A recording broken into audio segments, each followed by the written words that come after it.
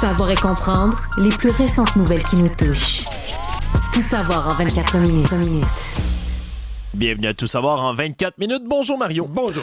Beaucoup de nouvelles dans l'actualité aujourd'hui. Quelle journée! On commence ce feu roulant avec une décision de la Cour fédérale qui est venue vraiment invalider ou du moins obscurcir une décision qui avait déjà été prise lors de cette grande commission sur l'état d'urgence. On s'en souviendra, 25 avril 2022, il y a un peu plus d'un an, on avait, ou plutôt de 2 ans, on avait monté donc cette commission pour déterminer si oui ou non c'était raisonnable et légitime de déclarer l'état d'urgence pour tasser les camionneurs du soi-disant convoi pour la liberté qui occupait le centre-ville d'Ottawa à ce moment-là. Bien, aujourd'hui, la Cour fédérale, elle, est allée dans le sens opposé, parce qu'à l'époque, la commission, elle, avait dit que c'était une utilisation de la loi qui était justifiée, mais que c'était possiblement évitable quand même. Parce que pendant les travaux que j'avais suivis, t'sais, moi, je n'étais même pas capable de prononcer, de dire, tu sais, des fois, tu le sais, ils vont pencher de tel bord ou tel bord. C'était tellement sa ligne, tu sais, est-ce que vraiment... Parce que la grande question, est-ce que ces manifestants, camionneurs qui occupaient le centre-ville d'Ottawa, est-ce que c'était une crise nationale? C'est les deux questions. Est-ce que c'est une crise nationale? Oui. Puis, est-ce que les lois ordinaires, parce que c'est ça l'autre question, est-ce que les lois, ce qu'on appelle les lois ordinaires du pays, le code criminel, les règlements municipaux de la ville d'Ottawa, si tu les appliquais, te permettrait de régler la situation. Parce que si tu appliques la loi sur les mesures d'urgence, c'est comme dire ce qui se passe dans le pays est tellement grave, comme dans une guerre ou comme dans une catastrophe naturelle, ce qui se passe dans le pays est tellement grave que... On a besoin de l'option nucléaire, le bazooka. Nos lois régulières du pays...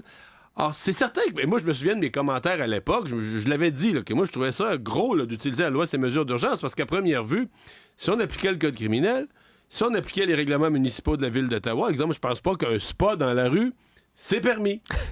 C'est certain. Fait que c'était juste, dans le fond, la faiblesse des policiers. Et là, le gouvernement lui avait décidé de sortir l'artillerie lourde. Puis en plus, juste pour compliquer l'affaire, quand le gouvernement a dit « je vais utiliser là, ces mesures d'urgence », t'avais le pont ambassadeur qui était fermé, là, c'était les relations commerciales avec les États-Unis. Mais quand la loi a été votée, il était rouvert. Tu sais, les policiers avaient fait leur démarche durant la nuit, on vidait la place. Fait que là, tu dis « OK, mais au moment où tu appliques la loi sur les mesures d'urgence, au moment où tu la votes vraiment, c'est plus vrai, ça. C'est rouvert. » Fait que, tu sais, on était vraiment sur la barre. Oui, puis déjà, la commission, elle avait noté des échecs à plusieurs paliers. Là. Les forces de l'ordre, la police d'Ottawa, qui, malgré les avertissements répétés des renseignements à cette époque-là, canadiens, qui disaient, ils s'en viennent, ils vont être beaucoup, préparez-vous. Laissez-les pas rentrer avec des gros camions et s'installer dans des petites rues résidentielles au milieu de la ville. Voilà, pourtant, on avait oublié ça. Il y a eu des lacunes en renseignement. L'Ontario, plutôt la province, pardonnez-moi, de l'Ontario elle-même a eu des lacunes et le fédéralisme lui-même, pas le fédéral, le fédéralisme, ce qui avait été dénoncé, entre autres, durant cette commission d'enquête. Mais là, revenons à ce qui est nouveau d'aujourd'hui. Le jugement d'aujourd'hui. La Cour fédérale, elle, juge que c'était déraisonnable d'utiliser la portée excessive qu'est la loi sur les mesures d'urgence là-dedans, en disant même que c'est une loi qui violait la liberté d'expression des manifestants, qui aurait pu donc être délogée de là sans avoir recours à la loi sur les mesures d'urgence. Ils disent également que le seuil minimal de la crise nationale requis par la loi n'a pas été atteint selon eux, même s'ils reconnaissent que c'était des enjeux très préoccupants. Donc, je rappelle, c'est le gouvernement qui était poursuivi par une poignée d'individus, mais surtout 2 organismes, l'Association canadienne des libertés civiles et la Canadian Constitution Foundation, qui avaient initié donc ces recours.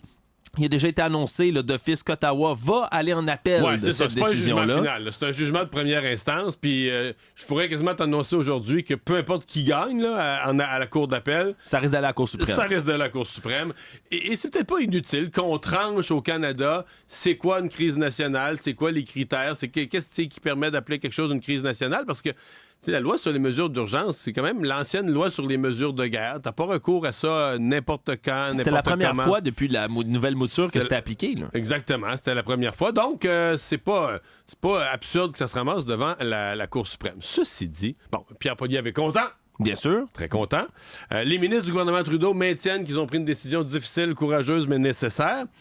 Mais moi, ce que je vais te dire, je vois beaucoup de gens qui étaient contre les mesures sanitaires, qui étaient choqués, qui étaient soit dans le convoi de la liberté ou en support au convoi de la liberté, qui aujourd'hui se réjouissent sur les réseaux sociaux. Puis j'ai le goût de leur dire, bravo, mais parce que vous nous avez dit depuis toutes ces années qu'on vivait dans une dictature. Tu sais, qu'il n'y avait plus de loi, que c'était une dictature, le Canada. Que le gouvernement Trudeau faisait tout ce qu'il voulait. Puis là, est-ce que vous n'avez pas la preuve que non? Il y a un cadre, Le gouvernement a fait une chose. Vous êtes allé devant le tribunal. Les tribunaux sont là. On vit dans une société de droit. Puis quand vous avez commis des gestes illégaux, il y en a qui ont eu des contraventions. Ils pensaient aussi qu'ils ne payeraient pas. Non. Ils ont on vit dans une société encadrée, une société de droit où les libertés des uns finissent, là où les libertés des autres commencent. Donc, il y a un point où autant le jugement leur donne raison, autant le jugement leur donne tort sur la façon dont à un moment ils ont présenté la société comme quoi on vivait dans une dictature, il n'y avait plus aucun droit pour les citoyens. Là. Fait que le format du convoi, lui, est un peu validé, mais les motifs qui poussaient les gens à se rendre en camion jusque dans le centre-ville d'Ottawa, lui, est un peu invalidé par tout ça. C'est ça. Tout savoir en 24 minutes. Tu parlais des ministres du gouvernement Trudeau qui réagissaient, mais ces réactions, tout ça se fait en marge du lac à l'épaule, le grand rassemblement, le caucus du Parti libéral du Canada qui se trouve en ce moment dans le centre-ville de Montréal. Et Justin Trudeau est ressorti aujourd'hui pour répondre à une question qui est en suspens, à laquelle il avait déjà répondu en partie lors, entre autres, d'une réunion de la Chambre de commerce du Montréal métropolitain, c'est-à-dire l'ombre de Donald Trump au sud de la frontière qui pourrait venir changer la donne complètement en termes de politique nationale et internationale. Et Justin Trudeau a dit que le Canada, aujourd'hui, serait en mesure de gérer un retour à la Maison-Blanche de Donald Trump en faisant comme ils ont déjà fait lors du premier mandat de M. Trump, en réactivant la fameuse Équipe Canada. Mais qu'est-ce que c'est que cette Équipe Canada amenée par M. Trudeau? On parle d'une équipe d'élus mais aussi de syndicats, d'entrepreneurs, d'experts qui avaient été mis en place une première fois lorsque les États-Unis, sous M. Trump, avaient tenté de mettre en place des politiques protectionnistes économiques plus fortes. On dit que c'est un groupe qui défend l'intérêt des Canadiens. Mais surtout qui agit pas seulement sur Washington. Là. Quand il l'avait fait, sous Trump, c'est qu'elle allait rencontrer les gens des États, les sénateurs, les chambres de commerce des États, les maires des villes, partout dans le pays, surtout évidemment la partie nord qui est plus proche de la frontière avec le Canada, parce que je pense que c'est 30 quelques États américains dont le premier partenaire commercial, c'est le Canada. Fait que ces États américains qui ont le Canada comme premier partenaire commercial, c'est-à-dire eux, dans l'État, il y a plein d'entreprises, de PME américaines qui vendent leurs marchandises au Canada, qui expédient au Canada. Fait qu'à la minute où M. Trump prend des décisions radicales, ça les affecte aussi. Ben oui, c'est ce que... Ben là... Est-ce que M. Trudeau ramène ça vraiment parce qu'il y a une menace économique aujourd'hui? Ou est-ce qu'il veut créer un climat que Trump est une menace, puis que lui, pour le Canada, est la réponse à cette menace-là, pour se repositionner politiquement? Mais surtout pour mettre en place le fait que M. Poilievre est un risque. Est un risque et peut-être même un pendant trumpien ici au Canada. Moi, je pense qu'on est plus là-dedans. Là. C'est pas mauvais de faire ça, là, faire des relations positives avec les États-Unis. On ne peut qu'applaudir ça. Mais moi, j'ai l'impression que l'importance que les libéraux de Justin Trudeau ont donnée au phénomène Trump dans leur cabinet, réunion de cabinet, retraite fermée, c'est beaucoup de la stratégie de positionnement en se disant, on pourrait commencer avec ça, regagner quelques points. Ils sont tellement loin d'un sondage, regagner quelques points des gens qui n'aiment pas Trump.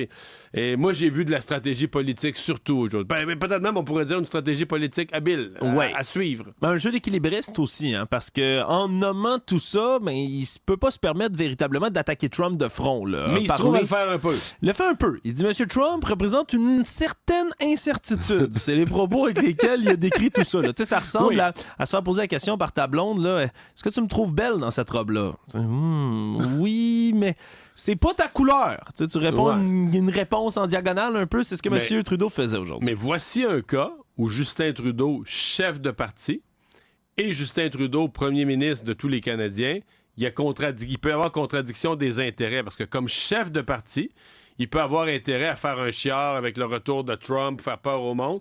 Mais comme premier ministre, pour l'intérêt du Canada, il n'y a pas d'affaire à faire ça. Si Trump est pour revenir, si Trump est pour être réélu au mois de novembre, passe pas toute l'année 2024 à embarquer sur son gros orteil. Là. Mais c'est pas bon pour le Canada. Là. Mais pourtant, il a dit, j'ai négocié avec 3 présidents américains, Barack Obama, Joe Biden, en passant par M. Trump. C'est toujours un exercice complexe. Non, c'est pas vrai. Barack Obama, ça a été quelques mois à peine. Il n'y a rien négocié de sérieux. Là. On se comprend. Fait que une stratégie aujourd'hui de M. Trudeau, mais qui en est bientôt à la fin de cette retraite là, avec le caucus libéral, qui vont devoir revenir très bientôt là, sur la colline parlementaire pour débattre. Actualité. Un sondage qui a été mené par la Fédération québécoise des directions d'établissements d'enseignement. Là. Puis on s'entend un sondage maison réalisé à l'interne révèle quand même des données assez troublantes sur le plan de rattrapage scolaire qui a été mis de l'avant par Québec et par le ministre de l'Éducation Bernard Drinville récemment. On rappelle un plan qui a un budget de 300 millions de dollars pour permettre de rattraper le retard de 5 semaines causé par les divers grèves dans le milieu scolaire pour permettre aux élèves justement de se remettre à niveau. Mais selon la Fédération québécoise des directions d'établissement, on dit que le plan dans certaines écoles bute sur un obstacle. Il n'y a pas de prof qui se porte volontaire pour faire ça. Ce que je comprends, c'est que de façon assez large dans le réseau, il n'y a pas tant d'intéressés qu'on espérait. D'abord, puis comme tu le dis, pire encore dans certaines écoles, puis on n'a pas un portrait exact de combien, c'est un sondage, toujours un échantillon, mais il y a des écoles clairement où c'est zéro. Donc c'est aucun effectif qui s'offre pour faire du temps supplémentaire. Et moi, j'ai posé la question. J'ai parlé à Nicolas Prévost, des directeurs d'école, le président de l'Association des directeurs d'école ce matin à LCN. J'ai posé la question directement parce que dans leur plan, les 2 premières semaines qui viennent de passer, c'était l'évaluation des besoins. Oui. C'est quoi, dans quel état là, de retard se retrouvent les enfants.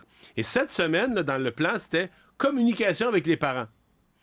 Et moi, j'ai demandé, j'ai dit, OK, cette semaine, c'est la communication avec les parents. Est-ce qu'il y a certains parents dont la communication, ça va être la suivante?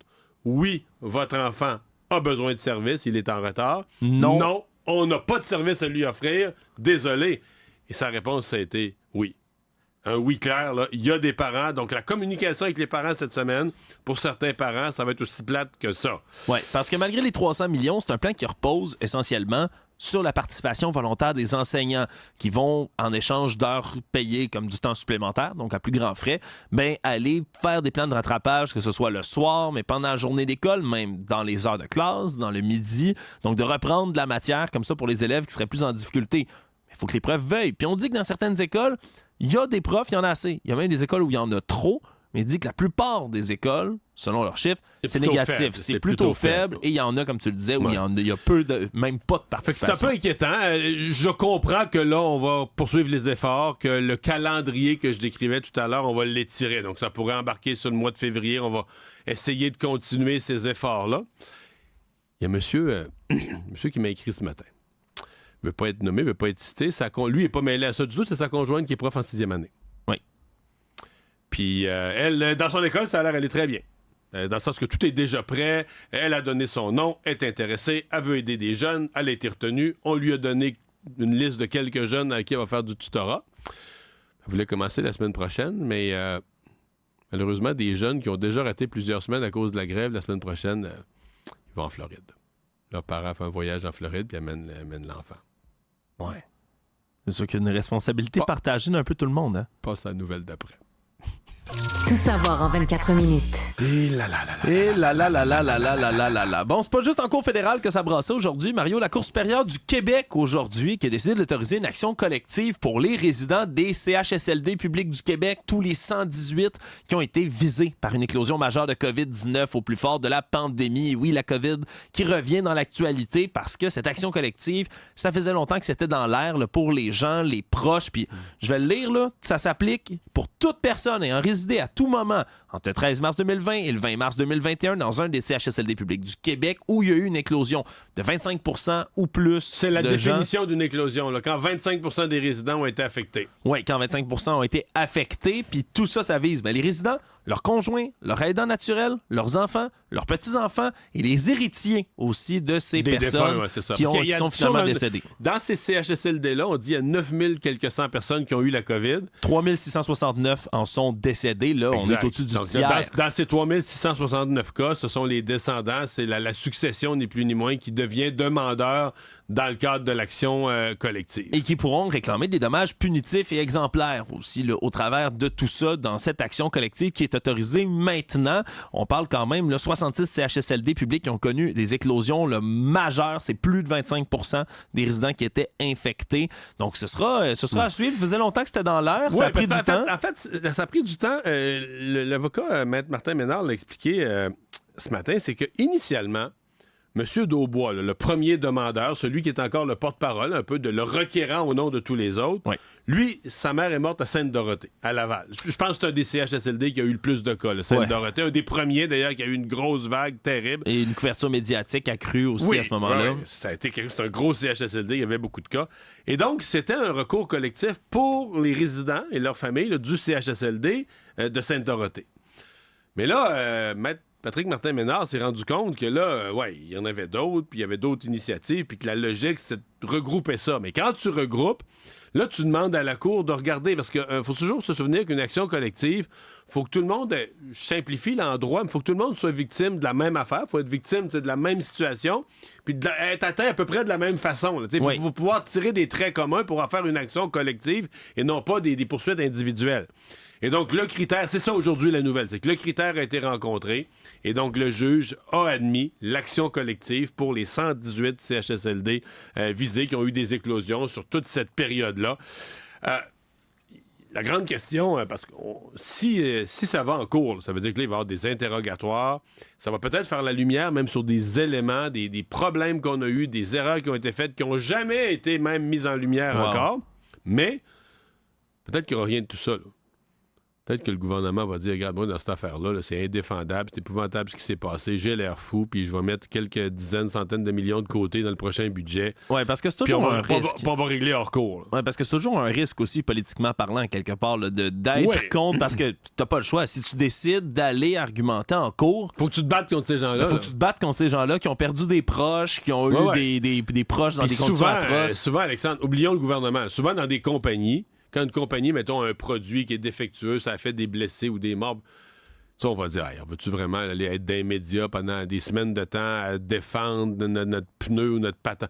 T'sais, on va régler, là, on va régler hors cours, on va s'entendre sur un montant, on va asseoir les avocats ensemble, on va négocier, on va essayer de s'entendre sur un montant qui est raisonnable, puis de passer ça, puis un règlement hors cours, là, qui empêche de passer à travers toutes ces étapes. Alors, comment le gouvernement va réagir dans ce cas-ci, là, c'est une grande question. Savoir et comprendre, tout savoir en 24 minutes. C'était même pas la seule nouvelle sur les CHSLD aujourd'hui, alors que la commissaire à la santé et au bien-être, Mme Joanne Castonguay, a publié aujourd'hui son 4e et dernier rapport d'évaluation sur la performance des soins à domicile au Québec. Elle qui dit que le gouvernement doit changer sa façon de soigner les aînés complètement et rapidement, là, surtout. C'est l'autre terme qui est important. Dans les prochaines années, si on veut éviter une catastrophe financière, entre autres, sur l'hébergement CHSLD. Elle dit que le gouvernement se base beaucoup trop sur ces hébergements-là et pas assez sur les soins à domicile. Et avec le vieillissement de la population, on aurait intérêt à délester pour justement envoyer plus de gens se faire soigner chez eux et améliorer la technologie pour faire tout ça. Parce qu'on dit qu'elle dit, elle a une formule, là, je veux pas mal la paraphraser, mais elle dit ni plus ni moins, on gère la perte d'autonomie plutôt que d'investir dans le maintien de l'autonomie. Là. C'est un peu ça qu'elle a dit. Là. Voilà. Ce qu'elle dit, c'est qu'entre autres, en ce moment, dans les prochaines années, ça va être déterminant parce qu'on répond là, à 100% des besoins en CHSLD. On parle à peu près, là, avec les budgets, 68% des ressources intermédiaires. Mais pour tout ce qui est du besoin de soutien à domicile, c'est à peu près 10%. Un peu plus de 10% qu'on est capable... Qui obtiennent réponse, ouais. Qui obtiennent réponse en ce moment dans le système. J'ai beaucoup aimé son rapport. Elle a entièrement raison. Il faut qu'on investisse beaucoup plus dans le maintien à domicile. Et elle a un peu défait un tabou parce que je sais, au Québec, on a l'obsession de la gratuité. On voudrait que on aime tellement ça quand c'est gratuit. Puis même si ça marche pas, puis on attend, puis la santé, mais c'est gratuit. Et elle a dit, il y a des gens âgés qui auraient moyen de payer. Pas des millions, mais payer pour des services précis, des petits montants, là, puis aider à financer. Même s'ils payent pas 100, même si c'est subventionné, qu'ils ne payent pas 100% du montant. Ouais. Si les gens ont des services, ça leur donne une autonomie, une qualité de vie à la maison. Mais souvent, les gens qui restent à la maison, de toute façon, rendu à un certain âge, tu vas plus vraiment au restaurant, tu fais plus vraiment de sorties. Fait que d'avoir des gens qui t'amènent un confort chez vous, ça peut devenir une dépense que tu es prêt à te payer pour les gens qui le peuvent. Et elle a ouvert là-dessus. Elle dit, on peut-tu se débloquer l'esprit, regarder plus large, là, puis je peux t'en parler. Hein, moi, quand je vais être vieux, là, c'est sûr, je suis prêt à payer, là, je veux dire, je vais avoir accumulé. On se comprend, surtout qu'il y a mais pour des services, là, pas payer pour dire, regarde, j'envoie de l'argent dans un grand pot, puis peut-être que peut-être que je vais en avoir un jour. Payer pour être certain que j'ai des services normaux, là, pas du luxe, mais juste des services qui vont me permettre de mieux vivre. Quelqu'un qui t'allume ta télé pour regarder le football le dimanche, Mario. Toujours important. Ou qui me sert un verre de vin pendant le football. Ça, à ton âge, pour les antioxydants, Mario. Ben oui, c'est ça, je voulais essayer. C'est rien que ça, je parlais, là. Tout savoir en 24 minutes. il va peut-être y avoir quelqu'un sur la ligne de départ pour affronter Valérie Plante aux prochaines élections municipales, Mario. Alors que, comme dans le cas de plusieurs autres partis, là, entre autres même au Parti libéral, on cherche justement un champion pour faire face à François Legault aux prochaines élections. Mais là, on a peut-être le champion de l'opposition à Montréal, l'homme d'affaires François Lambert, qui a jamais la langue dans sa poche, qui multiplie les apparitions publiques sur les réseaux sociaux, mais a dit aujourd'hui ne pas écarter la possibilité de se présenter, lui, comme candidat à la mairie de Montréal en 2025, parce qu'il appuie des propos de Pierre Poilievre, ceux selon lesquels Mme Valérie Plante, comme mairesse, est incompétente. C'est ce qu'il a répété aujourd'hui, entre autres, sur LCN, en entrevue. Il dit que s'il y a assez de citoyens de Montréal, même si sa décision n'est pas prise, qui veulent qu'il se présente contre Mme Plante, mais qui va faire le saut, parler entre autres de gratuité de transport en commun, ramener certains points. Lui qui se dit centriste, aimerait affronter peut-être Valérie Plante. Ça pourrait mettre du piquant quand même dans une course. Oui. Pour moi, la question centrale, c'est celle des appuis. Là. Est-ce qu'il a des appuis? Ça va prendre une candidature plus économique contre Valérie Plante. Moi, je pense qu'il va y avoir ça. Je pense que ça prend ça. Donc, qui rallie à la fois, quand je dis plus économique, là, la petite entreprise, les représentants de la grande entreprise, qui va allier aussi des propriétaires, des petits propriétaires, des gens qui sont plus soucieux d'économie, mais des finances publiques, des finances de la ville. Mais est-ce que c'est lui? Est-ce que c'est un autre? Est-ce que lui a les appuis, là? Parce que lui, j'ai l'impression, bon, il se lance comme ça, bon, il a l'avantage d'être connu. Mais là, tu sais, tu te présentes à la mairie de Montréal. D'abord, tu peux pas te faire élire maire si t'as pas une solide machine, des gens dans tous les arrondissements, des gens dans les... localement. Ma Valérie Plante est hyper organisée. Oui. Donc, ça me paraissait un peu un ballon d'essai qu'il lançait aujourd'hui. Voir tu sais, je lance ça. C'est son genre aussi, à François Lambert. Je lance ça sur la place publique. On va voir ce que ça va donner. Est-ce que des gens vont me téléphoner? Est-ce que des gens vont se montrer intéressés? Mais moi, je l'entends aujourd'hui. C'est comme... C'est un individu qui a la chance d'être connu, qui se lance, mais pas d'équipe, pas de parti politique. Est-ce qu'il est en lien même avec le seul parti organisé, le parti d'opposition à Valérie Plante? Peut-être que moi, je gagerais qu'il n'aura jamais parlé. Donc, c'est ça qui est à voir. Là. Pour l'instant, c'est un ballon d'essai. Oui, puis ce sera à voir par la suite parce que est-ce qu'il y a d'autres gens aussi qui vont se présenter sur la ligne de départ? Est-ce qu'il y a d'autres personnes qui vont vouloir faire le saut? Parce que la candidature économique, quand même, ça pourrait être intéressant. Surtout que, tu sais, dans les premières idées qu'il lançait aujourd'hui, il a nommé un peu le tabou, quand même, de la politique municipale. Parler d'aller couper des postes dans la ville, dans les fonctionnaires, dans l'organisation de la ville de Montréal. C'est quelque chose qui... Ça mérite d'être considéré. Ça mérite d'être considéré. Le Monde. Une nouvelle aujourd'hui dans l'actualité internationale qui a fait beaucoup réagir, Mario, peut-être parce que c'est contraire à ce qu'on peut lire dans les livres d'histoire. Vladimir Poutine, le président russe, qui a signé un décret la semaine dernière, un décret qui dit qu'on veut rechercher à ramener tous les biens de la Fédération de Russie, de l'ancien empire russe et de l'ex-URSS. Si on connaît un peu son histoire, on comprend que c'est un très vaste territoire qui est encore plus grand que le plus grand pays du monde, qui est la Russie en termes de superficie. Et donc, ça, c'est que ça comprend toutes sortes de choses. Par exemple, les territoires occupés en Ukraine, on peut comprendre pourquoi l'administration russe voudrait faire ça. La Crimée aussi, qui a déjà été annexée par la Russie. Mais aussi, qu'est-ce qui en faisait partie à cette époque-là? L'Alaska, Mario, celui qui est devenu le 49e État de l'Union américaine en 1867, fait déjà un bon bout, alors que l'Empire russe avait vendu aux Américains une somme, on se comprend maintenant, c'est dérisoire, mais vendu tout le territoire pour 7,2 millions de dollars. À l'époque, c'était beaucoup. T'achètes pas de maison à Outremont. Voilà, t'achètes pas de maison à Outremont maintenant. Dans le temps, les États-Unis ont acheté l'Alaska au grand complet. Oui, c'était de l'argent à l'époque, ça l'est pas mal moins maintenant, et c'est très près du territoire russe, c'est quelques kilomètres seulement. L'Alaska, faut comprendre, quand ça gèle même en hiver, le détroit de Bering, on peut se rendre à pied. Mais là, si Trump est réélu, c'est un de ses chums, ils vont s'asseoir ensemble pour négocier ça, je vois pas le problème. Ça serait quoi le prix de vente maintenant? De l'Alaska. Faudrait. On vend ça au même prix, 7,2 millions. 7,2 millions. Je sais pas. D'après moi, Trump va dire regarde, c'est ça qu'on a payé, on leur vend ce prix-là. C'est pas Trump qui avait déjà regardé pour acheter le Groenland? Oui, il voulait acheter le Groenland. Le voilà, il va se retourner en affaires. Comme dans la Ligue nationale, un échange à 3. Là. Peut-être qu'ils vont pouvoir arranger ça. On va regarder c'est quoi la masse salariale de la Russie pour voir. Je pense pas que les États-Unis vont laisser aller le Groenland stratégiquement. Regarde où c'est placé. Là. Je serais grandement étonné, surtout avec l'intérêt nouveau qu'il y a pour la région arctique, puis tout ça, puis les ressources. D'après moi, les États-Unis vont rester en Alaska. Résumer l'actualité en 24 minutes, c'est mission accomplie.